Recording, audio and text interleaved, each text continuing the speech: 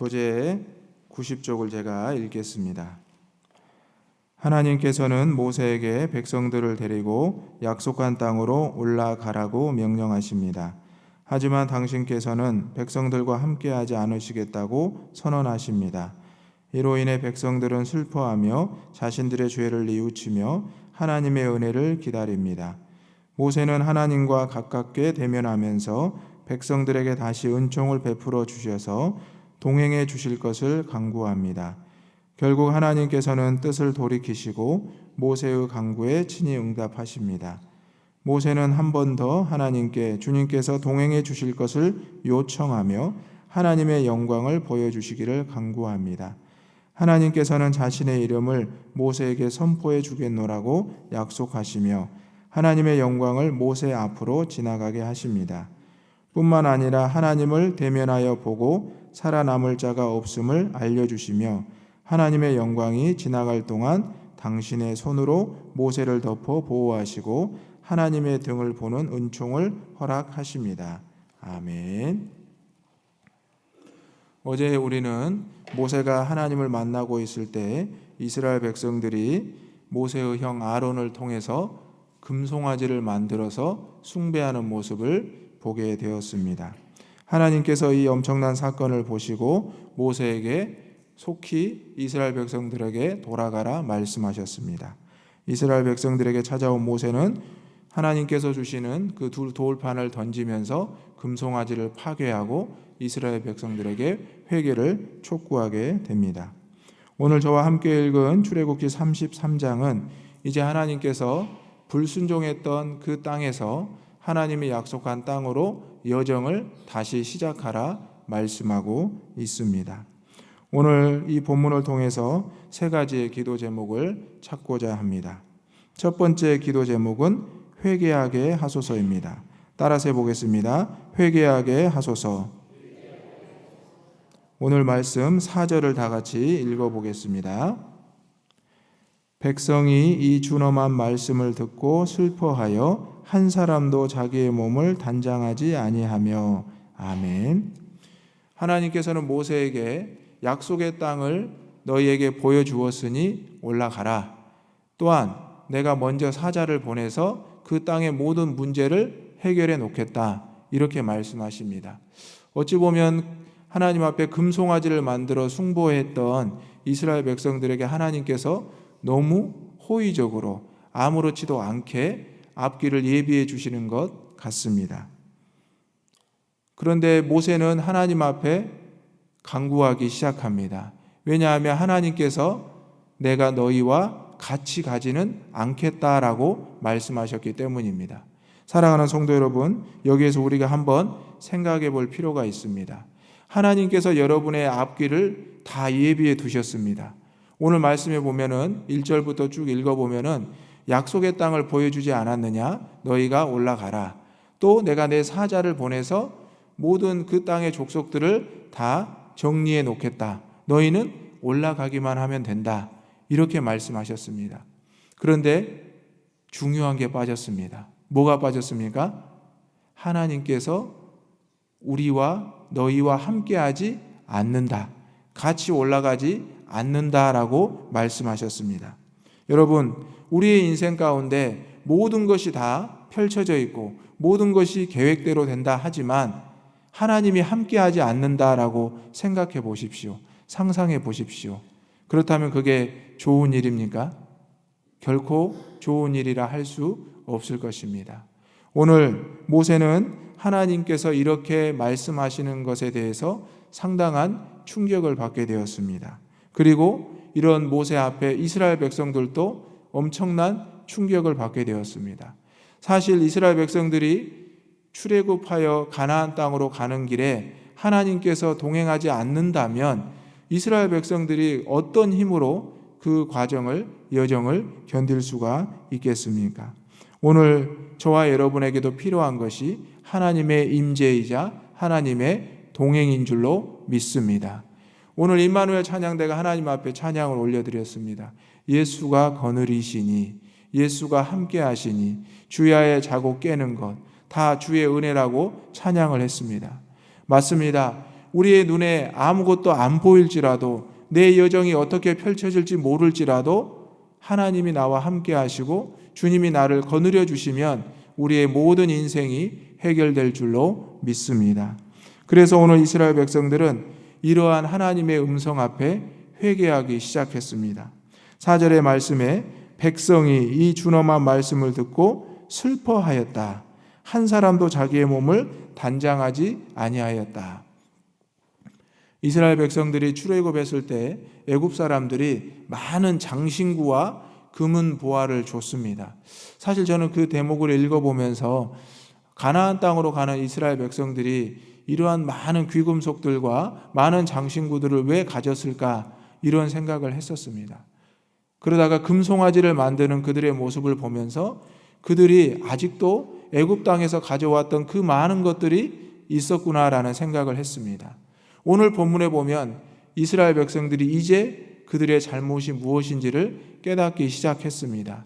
그들이 하나님을 믿는다라고 했지만 그들이 가지고 있었던 많은 장신구들이 결국 세상의 것을 의지하는 그들의 모습을 표현하고 있었던 것입니다.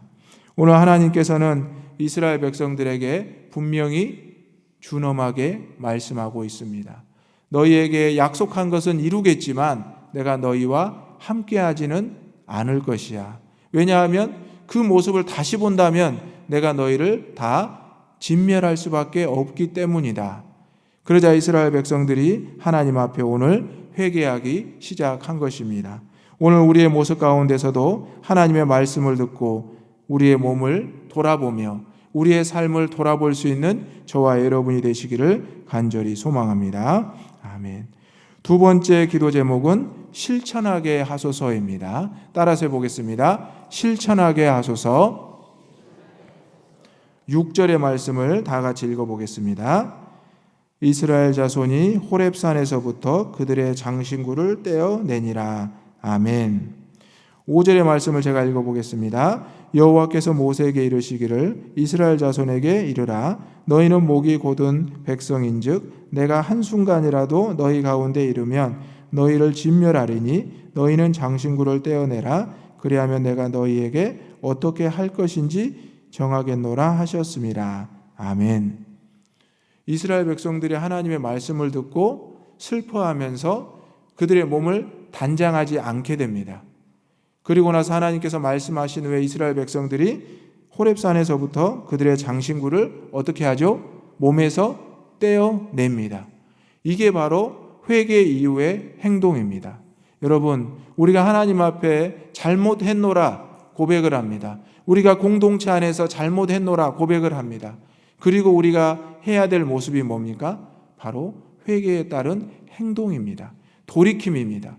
우리가 입술로만 죄를 고백하는데 거기서 끝나면 되는 것이 아니라 우리가 입술로 죄를 고백했다면 하나님이 원하시는 그 모습으로 돌아가는 노력을 해야 된다는 사실입니다.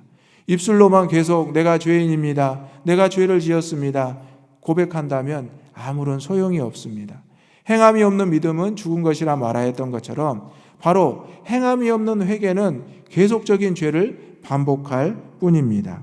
오늘 이스라엘 백성들은 그들의 모습에서 장신구를 떼어내는 회개의 행동을 보여주고 있습니다. 이제 애굽 땅에서 가져왔던 그런 부귀영화를, 과거의 관습을 떼어내는 노력을 실천하고 있다는 사실입니다. 오늘 저와 여러분의 모습 가운데서도 하나님이 기뻐하시지 않는 세상의 장신구를 떼어낼 수 있는, 세상의 습관과 세상의 관습을 떼어낼 수 있는 저와 여러분이 되시기를 간절히 소망합니다. 아멘. 세 번째 기도 제목은 예배하게 하소서입니다. 따라서 해보겠습니다. 예배하게 하소서. 네, 10절의 말씀을 다 같이 읽어보겠습니다. 모든 백성이 회막문에 구름 기둥이 서 있는 것을 보고 다 일어나 각기 장막문에 서서 예배하며. 아멘. 하나님 앞에 회개를 했습니다. 회개에 따른 행동을 했습니다. 그러자 하나님께서는 모세와 만나 주시고 이야기하시면서 모세를 통해서 이스라엘 백성들이 어떤 모습을 보여야 할지를 알려주고 계십니다. 여러분 각 가정에서 부모님의 모습을 보고 자녀들이 그대로 배웁니다. 아들은 아버지를 배우고 어머니는 딸은 어머니를 배우게 되는 모습을 알게 됩니다. 교회 안에서도 마찬가지입니다.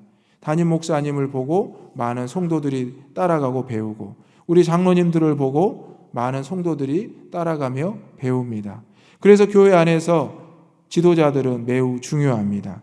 지도자들이 어떻게 회개하고 어떻게 행동하느냐에 따라서 어린 아이부터 노년에 이르기까지 그 공동체가 다 따라가게 되어 있습니다. 그래서 우리는 먼저 우리 담임 목사님을 위해서, 또 저희 부교육자들을 위해서, 우리 당회원들 장로님들을 위해서, 우리 항존직들을 위해서 기도할 수 있어야 되겠습니다.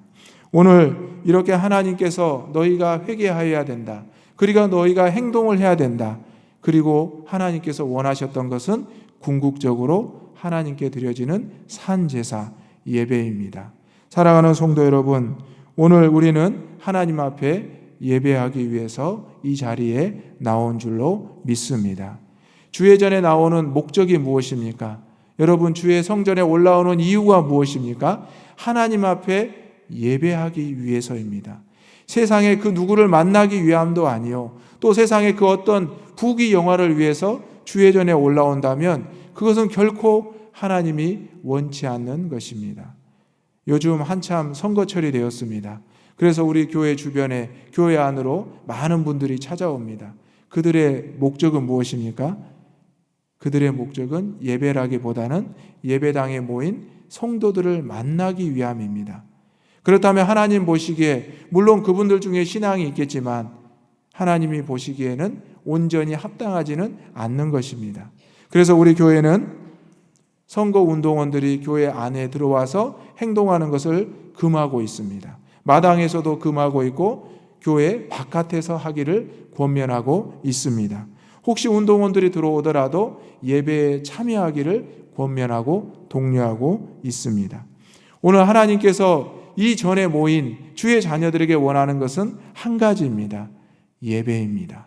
예배는 나의 모든 삶을 하나님 앞에 드리는 것입니다. 하나님 앞에 진정한 예배를 올려드릴 때 하나님의 백성들이 하나님과 함께 할 수 있고 하나님의 임재를 다시 한번 경험할 수가 있습니다. 오늘 이 자리에 함께한 우리 모든 새벽기도의 성도들, 하나님의 임재를 예배를 통해서 깊이 체험할 수 있는 우리 모두가 되기를 소망합니다. 아멘. 하나님께서는 이렇게 말씀하셨습니다. 나는 은혜를 주고 긍휼을 베푼다라고 말씀하고 있습니다. 우리가 예배를 하나님 앞에 올려드릴 때 은혜를 체험할 수 있고 긍휼을 체험할 수가 있는 것입니다. 오늘 모세는 하나님 앞에 예배하는 모습도 보여주었고 그의 모든 것을 하나님께 드리는 하나님께 친구와 같은 존재로 이스라엘 백성들 앞에서 보여지고 있습니다. 오늘 하나님께서 저와 여러분도 친구라 부르시고 하나님의 얼굴을, 하나님의 모습을 우리에게 보여주실 줄로 믿습니다. 오늘 우리가 하나님 앞에 출애굽기 33장을 통하여 보았던 것처럼 하나님이 함께 하시는 것, 예수가 거느리시는 것이 우리에게 얼마나 큰 은혜인지를 생각하는 오늘 하루가 되기를 간절히 소망합니다. 아멘. 이 시간 하나님 앞에 기도하겠습니다. 먼저 회개하게 하소서, 두 번째 실천하게 하소서, 세 번째 이 모든 것을 가지고 하나님 앞에 예배하는 우리 모두가 되게 하소서. 기도하겠습니다. 주여 믿습니다. 주여 믿습니다. 주여 믿습니다.